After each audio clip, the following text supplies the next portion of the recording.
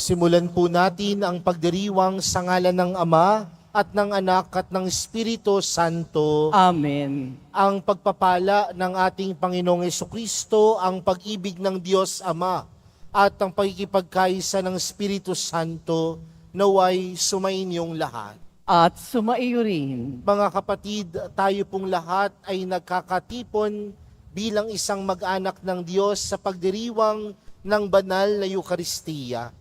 At upang tayo po ay maging karapat-dapat gumanap sa banal na pagdiriwang na ito, alalahanin po natin ang ating mga pagkukulang at nagawang pagkakasala at buong kababaang loob po tayong humiling ng awa at pagpapatawad mula sa Diyos.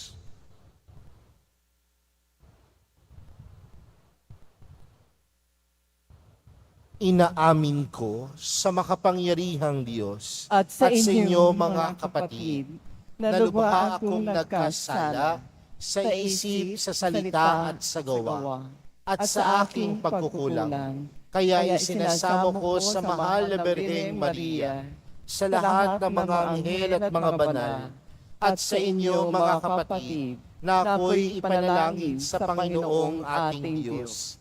Kaawaan tayo ng makapangyarihang Diyos, patawarin tayo sa ating mga kasalanan, at patnubayan tayo sa buhay na walang hanggan. Amen.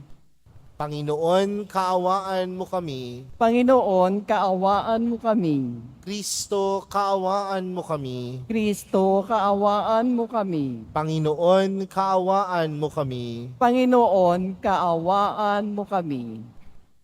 Manalangin tayo. Ama naming makapangyarihan, ikaw ang may gawa sa mga kaloob mong ibinibigay. Sa katauhan ni San Luis ay pinagtambal mo ang pambihirang kalinisan ng pamumuhay at pagkapakasakit sa ikapagpapatawad ng mga kasalanan. Pakundangan sa kanyang kagitingan at pagdalangin, matularan nawa namin siya sa pagpapakasakit kundi man sa pambihirang buhay na sakdalinis, sa pamagitan ni Jesucristo, kasama ng Espiritu Santo, magpa sa walang hanggan. Amen. Magsiupo muna ang lahat.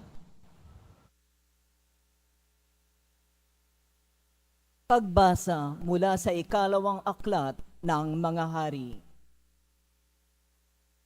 Noong mga araw na iyon, nang malaman ni Atalia napatay na ang anak niyang si Ocosias, sinikap niyang patahin ang lahat ng kamag-anak ng hari. Ngunit si Oas na anak ni Ocosias ay naitakas ng tiya niyang si Josaba na anak ni Haring Horan at kapatid ni Ocosias. Tinago niya ito pati ang tagapag-alaga sa isang silid kaya hindi napatay ni Atalia. Pagkatapos, dinala niya ito sa bahay ng Panginoon at doon itinagong 6 na taon habang si Atalia ang naghahari sa lupain.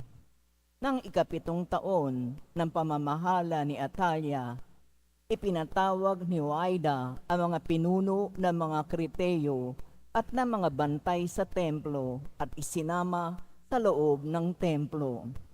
Pinagtibay nila roon ang isang kasunduan sa pangalan ng Panginoon. Pagkatapos, iniharap sila sa anak ng hari.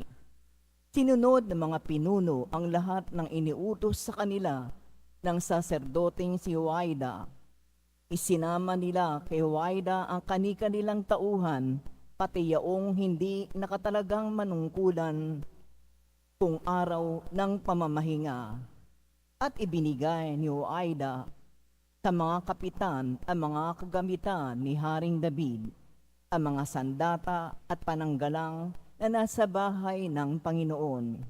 At bawat kawal ay tumalaga sa kanya-kanyang lugar, nakahanda sa anumang mangyayari. Ang iba'y sa gawing timog, ang iba'y sa hilaga, sa paligid ng altar na tirahan ng hari.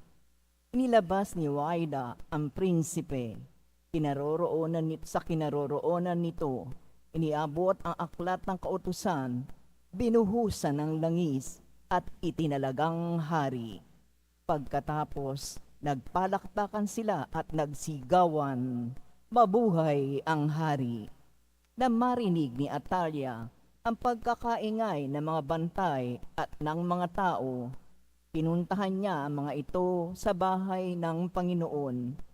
Pagdating doon, nakita niyang nakatindig ang hari sa isang mataas na lugar tulad ng kinaugalian.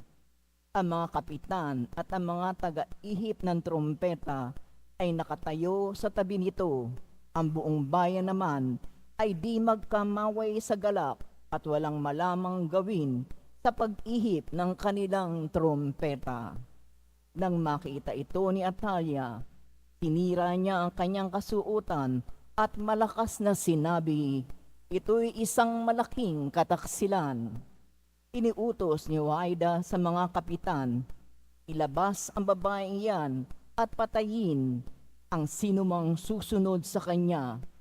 Ngunit huwag silang papatayin sa bahay ng Panginoon. Siya'y sinunggaban nila, inilabas sa daanan ng mga kabayo ng hari, pagpasok sa palasyo at doon pinatay. Pagkaraan noon, tinariwa ni Huwaida ang tipan ng Diyos at ng mga tao. Muli niyang pinanumpa ang hari at ang mga tao na sila'y papailalim sa tipan. Ang mga tao ay nagtuloy sa templo ni Baal. Giniba nila ito at winasak pati rebulto ni Baal. Pinatay nila sa harap ng altar si Matan na saserdote ni Baal. At si Huwaida ay nagtalaga ng mga bantay sa bahay ng Panginoon. Nagdiwang ang bayan at naging mapayapa sila mula nang patayin si Atalia sa tirahan ng hari. Ang salita ng Diyos. Salamat sa Diyos. Pinili ng Panginoong maging tahanan ang Siyon. Pinili ng Panginoong maging tahanan ang Siyon. Ang iyong pangako sa lingkod mong David, huwag mong babawiin. Ganito ang iyong pangakong habilin. Isa sa anak mo ang gagawing hari upang mamahala, matapos na ika'y pumanaw sa lupa. Pinili ng Panginoong maging tahanan ang Siyon. Kung maging tapat ang mga anak mo sa bigay kong tipan, at ang mga utos ko ay igagalang, ang mga anak mo'y pawang maghaharing walang katapusan. Pinili ng Panginoong maging tahanan ang Siyon. Pinili ng Poon na maging tahanan ang lungsod ng Siyon. Ito ang wika niya. Doon ako titira sa panghabang panahon, ang paghahari ko'y magmumula roon. Pinili ng Panginoong maging tahanan ang Siyon. Sa lipi ni David, ako ay kukuha ng haring dakila upang maingatan ang pagpapatuloy ng pamamahala. Yaong kaharian niya ay uunlad at mananagana, ang kaaway niya'y mga papahiya. Pinili ng Panginoong maging tahanan ang Siyon. Magsitayo po ang lahat.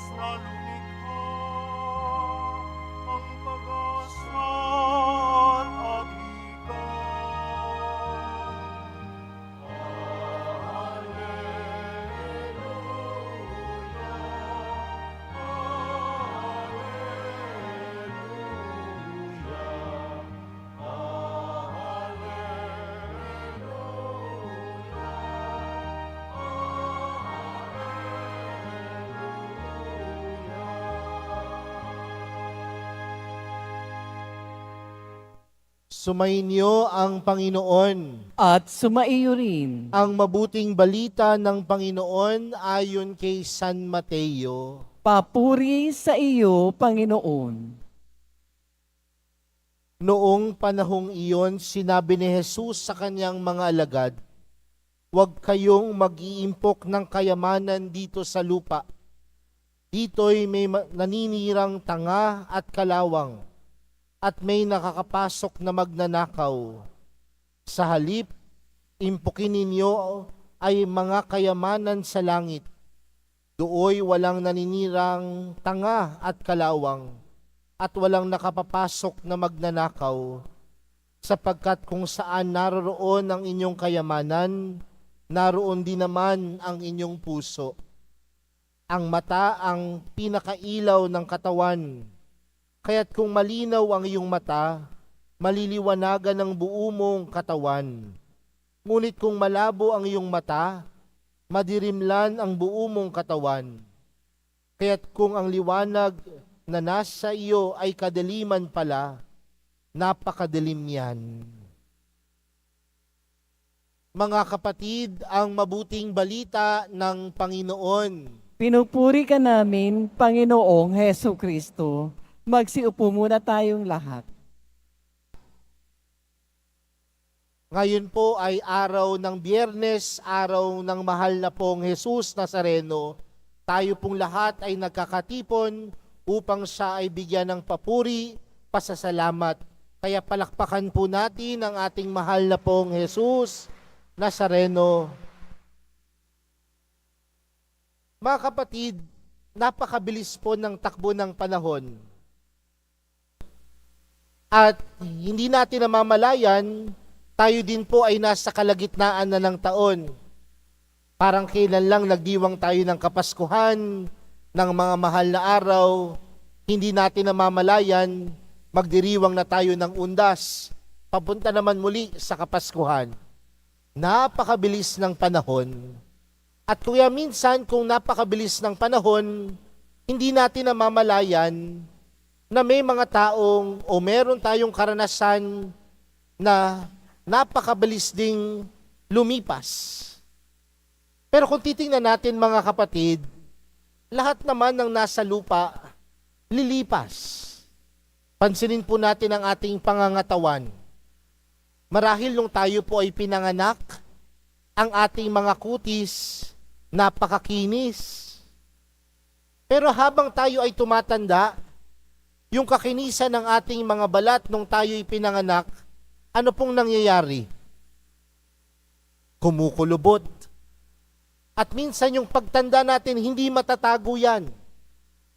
Dahil darating at darating nalilipas ang kakinisan ng ating mga balat.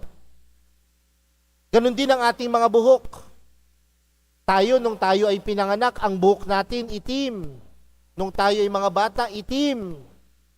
Pero darating ang panahon na yung kaitiman ng ating mga buhok, anong mangyayari? Puputi. Dati makapal yan. Ngayon, wag na natin ituloy. Nawawala. Dati, payat ka. Pero darating ang panahon, lolobo ka. Dahil ang lahat ng bagay, kahit ang buhay natin, lilipas. At kung ang lahat ng bagay lilipas, pati ang buhay natin lilipas, ito'y isang realidad na dapat nating tanggapin sa buhay natin. Pero ang isang bagay na tunay na hindi dapat lumipas ay yung kabusilakan ng ating puso. Ang isang bagay na kailanman hindi dapat lumipas ay ang kabusilakan ng ating mga kalooban. Alam niyo po, nitong mga nakaraang araw, ang dami ko pong minimisahang mga funeral masses. Kagabi lamang po, nagmisa po ako doon sa isang teacher doon sa aming eskwelahan na pumanaw. Napakabata pa niya po, 32 years old. May asawa po siya. Yung asawa niya po, buntis pa. Nakalulungkot. Pero naniniwala po ako na kahit ganun na lamang kaliit o kaiksi yung kanyang buhay, ito ay regalo ng Diyos sa kanya. At ito ay regalo ng Diyos para sa ating lahat na magkaroon ng buhay. Pero ang tanong, paano natin isinasabuhay ang sarili nating buhay? Kapag tinanong ko po kayo sa mga oras na ito, sino po sa inyo ang gustong magkaroon ng magandang buhay? Marahil lahat tayo magtataas ng kamay. Pero ano ho ba ang pagkakaintindi natin sa kagandahan ng buhay? Sa panahon po natin ngayon, kapag sinabing meron kang magandang buhay, ibig sabihin, may pera ka. Maganda ang buhay mo kapag nakapagtapos ka ng pag-aaral. Maganda ang buhay mo kapag matagumpay ka sa buhay. Maganda ang buhay mo kapag marami kang ari-arian. Maganda ang buhay mo kung wala kang sakit. At marahil lahat tayo nangangarap na magkaroon ng magandang buhay. Pero sa isang Kristiyanong perspektibo, ang kagandahan ng buhay hindi nasusukat sa kayamanan, hindi nasusukat sa iyong pinag-aralan, kundi ang kagandahan ng buhay ay pagkakaroon ng mabuting buhay. Uulitin ko po ha. Ang kagandahan ng buhay ay pagkakaroon ng mabuting buhay. Sinabi ni Jesus sa ating ebanghelyo, huwag kayong mag-iimpok ng kayamanan dito sa lupa. Dito'y may naninirang tanga at kalawang. May nakakapasok na magnanakaw. Sa madaling salita, ang kayamanan ng mundo, ang kagandahan ng buhay na ipinagkakaloob ng mundo, panandalian lamang. Ang kagandahan at kayamanang ipinagkakaloob ng mundo ay mga kayamanan na dito mo lang sa lupa mapakikinabangan. Pero ang kayamanan ng kabutihan, ang kayamanan ng pagkakawang gawa, ang kayamanan ng pag-ibig, yaan ang dadalhin natin patungo sa kabilang buhay. Tandaan mo mga kapatid, sa dulo ng buhay natin, hindi naman tayo tatanungin ng Panginoon, anong natapos mo sa pag-aaral? Hindi ka tatanungin ng Panginoon, ilang lupa at ilang bahay meron ka? Hindi ka tatanungin ng Panginoon, magkano ang laman ng iyong bangko, ang pera sa iyong bangko. Pero tatanungin ng Panginoon, nung nabubuhay ka pa, nagpakita ka ba ng kawang gawa? Nung nabubuhay ka pa, nagpakita ka ba ng iyong malasakit sa kapwa? Nung nabubuhay ka pa, nagpakita ka ba ng pag-ibig sa iyong kapwa? Dahil yun ang tunay na kayamanan. Yun ang tunay na pagkakaroon ng magandang buhay. Maraming mga tao, mayaman, maraming pera, madamot naman. Maraming tao, mataas ang pinag-aralan, magaspang naman ang pag-uugali. Pero maraming tao, wala mang pinag-aralan, wala mang pera, pero busilak ang kalooban. At tunay nating masasabi na ang taong iyon, tunay na may kayamanan, tunay na may kagandahan ng buhay. Mga kapatid, ang lahat lilipas, ang pera mawawala, ang kayamanan pwedeng makuha, pero ang kagandahan ng kalooban mananatili sa atin at mananatili sa mundong ito at pwede nating madala patungo sa kaharian ng Diyos. Mga kapatid, sa araw na ito, Yan po ang ating ipanalangin. Yan po ang ating ipagdasal sa mahal na pong Jesus Nazareno. Magkaroon tayo ng magandang buhay, hindi dahil marami tayong pera at ari-arian, dahil ang kalooban natin busilak, dahil ang kalooban natin may malasakit, dahil ang kalooban natin may pagkakawang gawa, at dahil ang kalooban natin puno ng pag-ibig at kabutihan. Ipanalangin natin sa mahal na pong Jesus Nazareno na biyayaan at tulungan niya tayong tunay na magkaroon ng magandang buhay. Amen.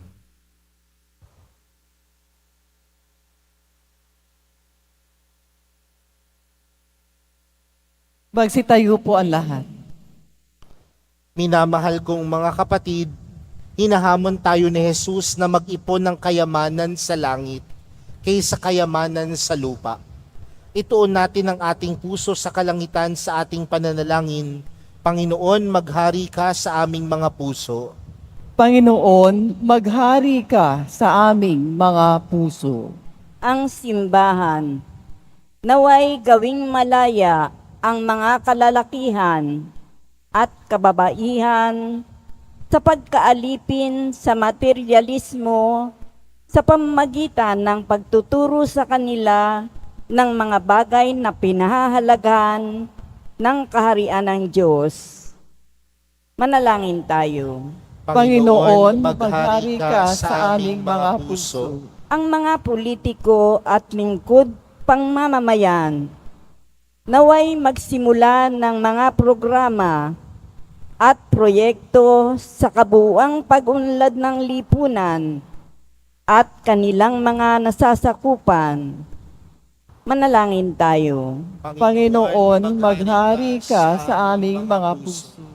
Ang mga taong pinagkatiwalaan ng higit na kayamanan, naway mapagtanto ang kanilang katayuan bilang mga tagapangalaga lamang at hindi mga lubos na nagmamay-ari ng mga biyayang kanilang angkin. Manalangin tayo. Panginoon, maghari ka sa aming mga puso. Ang mga pinagkaitan ng mga bagay sa mundong ito, naway mapagtanto ang kagandahan ng pagtutuon ng kanilang puso sa makalangit na kayamanan. Manalangin tayo. Panginoon, maghari ka sa aming mga puso. Ang mga nagdusa at namatay sa pananampalataya, naway umani ng makalangit na gantimpala. Manalangin tayo. Panginoon, maghari ka sa aming mga puso. Ama naming nasa langit, hindi nagbabago o kumukupas ang iyong pag-ibig sa amin. Bigyan mo kami ng lakas at tapang na lumakad sa iyong presensya sa araw-araw na ng aming buhay. Hinihiling namin ito sa pamagitan ni Kristong aming Panginoon. Amen.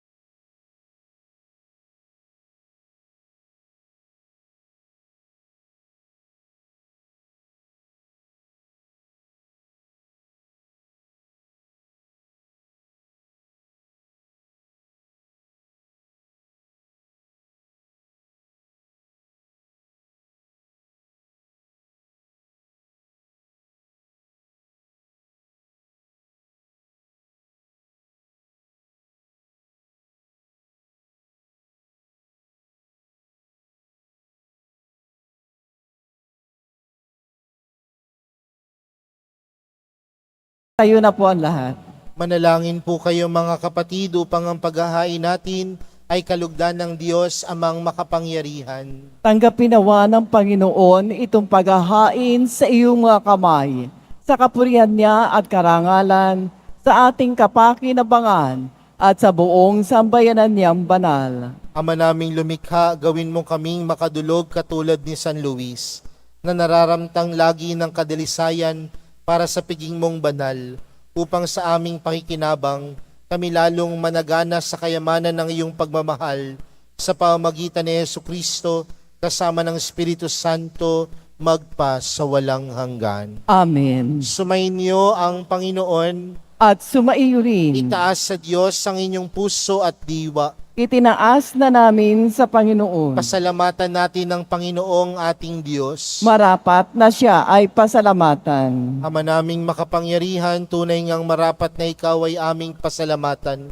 Ngayon kinagagalak naming may mga banal na tao na nagtalaga ng sarili sa anak mong si Jesucristo upang ipamalas nila ang paghahari mo at maakit ang kapwa na manalig sa iyo. Ngayon sa aming ibinigay ng iyong anak na minamahal, ang kabanalang iyong taglay at hangad mong kamti ng tanan. Ito ang pinanggalingang amin ngayong nalilingon. Dito mo rin nais na kami makarating at humantong. Kaya kay isa ng mga anghel na nagsisiawit ng papuri sa iyo, nang walang humpay sa kalangitan, kami nagbubunyi sa iyong kadakilaan.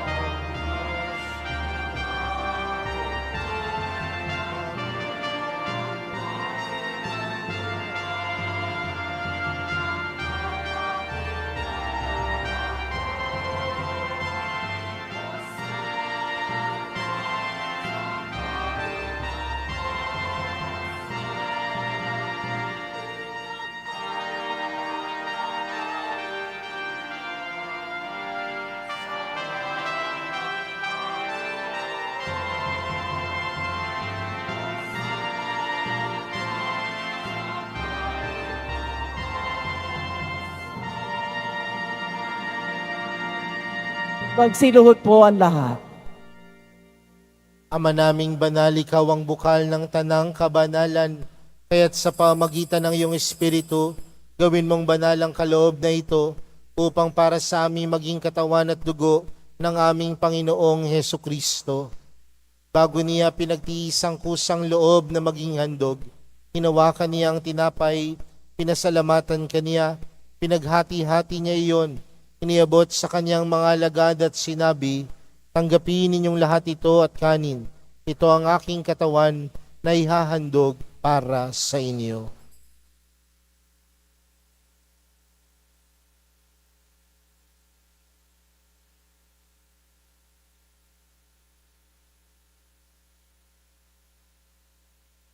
Gayon din naman noong matapos ang hapunan, hinawakan niya ang kalis, muli kaniyang pinasalamatan.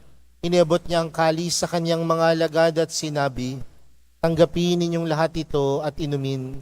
Ito ang kalis ng aking dugo, ng bago at walang hanggang tipan. Ang aking dugo na ibubuhos para sa inyo at para sa lahat, sa ikapagpapatawad ng mga kasalanan. Gawin niyo ito sa pag-alala sa akin.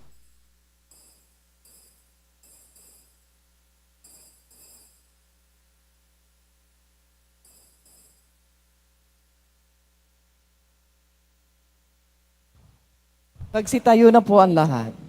Ipagbunyi natin ang misteryo ng pananampalataya. Si Kristo'y namatay, si Kristo'y nabuhay, si Kristo'y babalik sa wakas ng panahon. Ama, ginagawa namin ngayon ang pag-alala sa pagkamatay at muling pagkabuhay ng iyong anak. Kaya't inaalay namin sa iyo ang tinapay na nagbibigay buhay at ang kalis na nagkakaloob ng kaligtasan. Kami nagpapasalamat dahil kami iyong minarapat na tumayo sa harap mo para maglingkod sa iyo. Isinasamo namin kaming magsasalo-salo sa katawan at dugo ni Kristo ay mabuklod sa pagkakaisa sa pamamagitan ng Espiritu Santo. Ama, Lingapin mo ang iyong simbahang laganap sa buong daigdig. Puspusin mo kami sa pag-ibig. Kay San Francisco na aming Papa at ni Jose na aming Obispo at ng Tanang Kaparian. Alalahanin mo rin ang mga kapatid naming nahimlay nang may pag-asang sila'y muling mabubuhay, gayon din ang lahat ng mga pumanaw. Kaawaan mo sila at patuloyin sa iyong kaliwanagan. Kaawaan mo at pagindapating kaming lahat na makasalo sa iyong buhay na walang wakas. Kaysa ng mahal na Birheng Maria na Ina ng Diyos, kaysa ng kabiyak niyang pusong si San Jose, kaysa ng mga apostol ni San Juan Bautista, at ng lahat ng mga banal na namuhay dito sa daigdig ng kalugod-lugod sa iyo, may pagdiwang nawa namin ang pagpupuri sa ikararangal mo sa pamagitan ng iyong anak na aming Panginoong Hesukristo. Sa pamagitan ni Kristo, kasama niya at sa Kanya, ang lahat ng parangal at papuri ay sa iyo, Diyos amang makapangyarihan, kasama ng Espiritu Santo, magpa sa walang hanggan.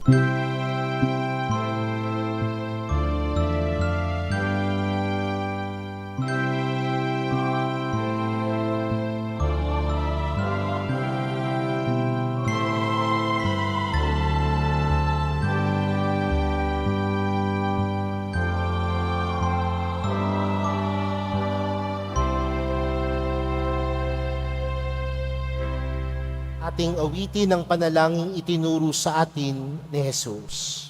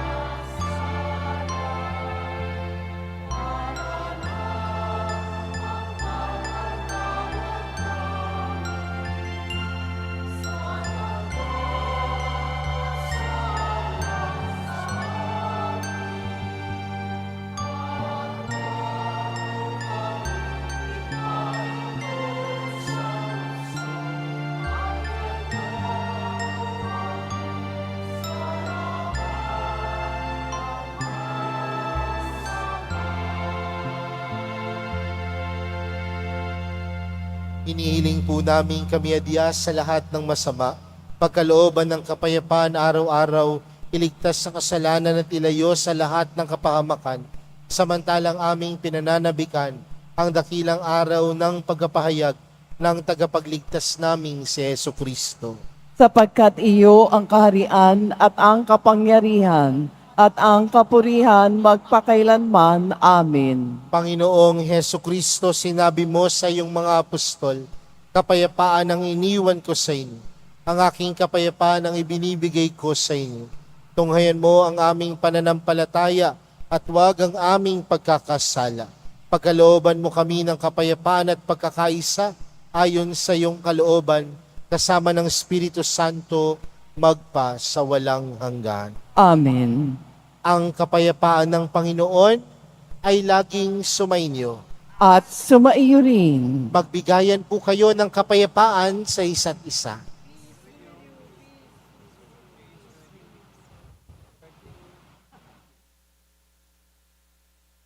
Kordero ng Diyos na nag-aalis ng mga kasalanan ng sanlibutan, maawa ka sa amin. Kordero ng Diyos na nag-aalis ng mga kasalanan ng sanlibutan, maawa ka sa amin. Kordero ng Diyos na nag-aalis ng mga kasalanan ng sanlibutan, ipagkaloob mo sa amin ang kapayapaan. Magsiluhod po ang lahat.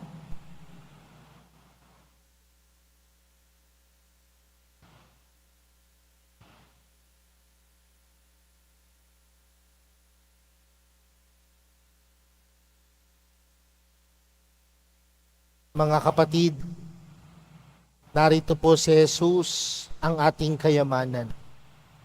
Siya ang kordero ng Diyos. Siya ang nag-aalis ng kasalanan ng sanlibutan. Mapalad ang mga inaaniyahan sa kaniyang piging. Panginoon, hindi ako karapat-dapat na magpatuloy sa iyo, ngunit sa isang salita mo lamang ay gagaling na ako.